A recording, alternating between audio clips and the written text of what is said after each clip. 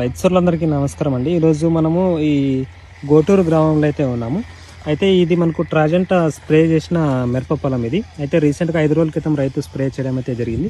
ఇది స్ప్రే చేసినందుకు గాను మనకు త్రిప్స్ మైట్స్ కంట్రోల్ అయ్యి గ్రోత్ మంచిగా వచ్చింది. అదేవిధంగా మనకు కాపు కూడా మంచిగా అయితే సెట్ అవుతుంది. పైన చూడండి, కొత్త కాపు అనేది పైన పూత బాగా వచ్చి కాపు అనేది సెట్ అవుతా ఉంది. త్రిప్స్ మైట్స్ కూడా అన్ని కంట్రోల్ అవడం అయితే జరిగింది. స్ప్రే చేసి రైతు 5 రోజులు అయింది అనమాట. 5 రోజులకు గాను మనకు ఎలాంటి త్రిప్స్ బ్లాక్ త్రిప్స్ సమస్య లేనట్టుగా, అదేవిధంగా మనకు వచ్చిన పూత కాస్త వెంటనే కాపుగా సెట్ అవుతుంది. ఎక్సలెంట్గా రావడం అయితే జరిగింది అనమాట. ఇది మనకు గోటూరు గ్రామంలో మొత్తం 5 ఎకరాలు 5531 మిరప అయితే సాగు చేస్తున్నారు రైతు. స్ప్రే చేసినందుకు కానీ చూడండి, మనకు గ్రోత్ కానీ ఫ్లవరింగ్ కానీ అదేవిధంగా మనకు కాపు సెట్ అవ్వడం అనేది చాలా ఎక్సలెంట్గా ఉందన్నమాట. వచ్చిన పూత మాస్తం ఎంతనే కాపుగా సెట్ అవుతా ఉంది.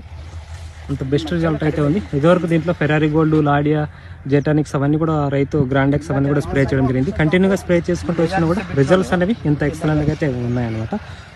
ఇది వీడియో అండి. Thank you.